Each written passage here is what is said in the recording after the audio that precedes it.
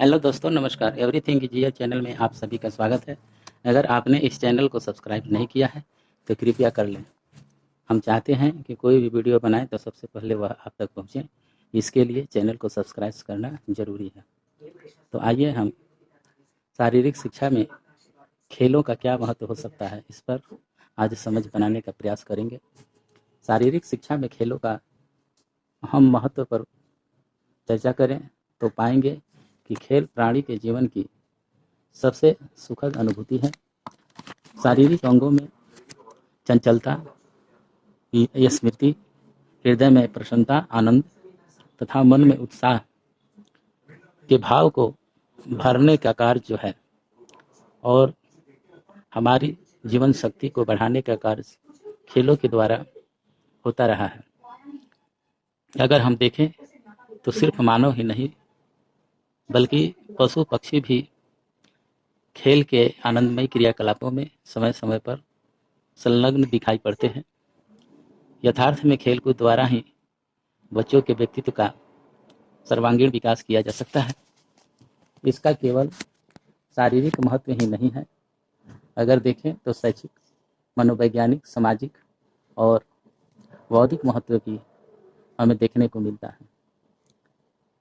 खेल की महत्व की चर्चा करते हुए हम इसको पॉइंट वाइज देखेंगे।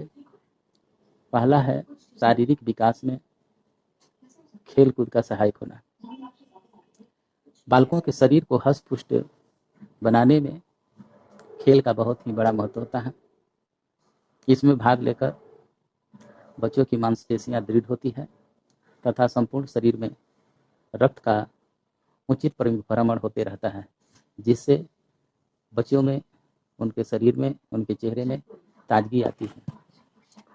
दूसरा है अनुशासनात्मक विकास में सहायक। खेल में अगर नियम का पालन नहीं किया जाए तो वह खेल खेल नहीं रह जाता है।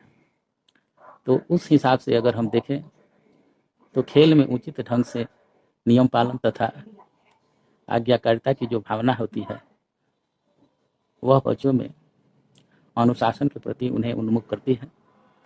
खेल कूद बालकों में गुणों का विकास करने में भी सहायक होता है। प्रत्येक बालक अपनी टीम के जो लीडर होता है, कैप्टन होता है, उसके आज्ञा का पालन हृदय से करता है तथा खेल के नियमों का उल्लंघन करने का साहस वह नहीं कर पाता है। वह खेल के नियमों का विवेचन पूर्वक पालन करते पाया जाता है। इस तरह से हम देखते हैं कि बच्चों में अनुशासनात्मक विकास में खेल कूद है वह सहायक भूमिका निभाता है। तीसरा पॉइंट है नैतिक विकास में खेल कूद का सहायक होना। खेल कूद का छात्रों के चरित्र विकास में बहुत ही महत्वपूर्ण योगदान होता है। इसके बारे में माध्यमिक शिक्षा आयोग का कहना है कि सामूहिक खेलों का इस कारण विशेष महत्व है कि इनके द्वारा शारीरिक विकास के साथ साथ बच्चों को मनोरंजन प्रदान करते हुए चरित्र का निर्माण हो पाता है। स्वस्थ शरीर में ही स्वस्थ मस्तिष्क का निवास होता है। इस प्रकार मस्तिष्क की स्वस्थता के लिए खेल कूद आवश्यक हो जाता है। यदि बालकों को खेल कूद के पर्याप्त अवसर दिए जाते हैं तो उनका शरीर स्वस्थ रहेगा और वे पढ़ने लिखने में अधिक श्रम भी कर पाएंगे। चौथा पॉइंट है अवकाश के सदुपयोग में सहायक। एक कहावत प्रचलित है कि खाली मस्तिष्क जो है शैतान का घर होता है। यहाँ हम कहना चाहेंगे कि खेल कूद में भाग लेने वाले बच्चे के खाली समय का सुंदरतम उपयोग हो पाता है। खेल कूद की सुलभता के अभाव में बालकों को सिनेमा देखने में, रेस्टोरेंट, होटल, अन्य कई तरह की अनैतिक कार्यों के वे शिकार हो जाते हैं। इस प्रकार अगर उनकी अभिरुचि खेल में जगा दी जाए तो इस तरह के व्यसन से वो तो दूर हो जाएंगे और उनके अवकाश का सही सदुपयोग भी हो जाएगा। तो हम कह सकते हैं कि खेल कूद बच्चों के अवकाश के क्षणों का सदुपयोग करने में बहुत ही मददगार साबित होता है और उन्हें अनुचित गतिविधियों में पड़ने से बचाता है। 5वां है भावी जीवन की तैयारी में सहायक। खेल कूद से छात्रों को अपनी भावी जिंदगी में जीवन यापन करने का प्रशिक्षण भी मिलते रहता है। श्रेष्ठ खिलाड़ियों में नेतृत्व की योग्यता का विकास होता है तथा वे योग्य बनकर अपना जीवन सार्थक करते रहे हैं। 6ठा है खेलकूद का सामाजिक विकास में सहायक होना।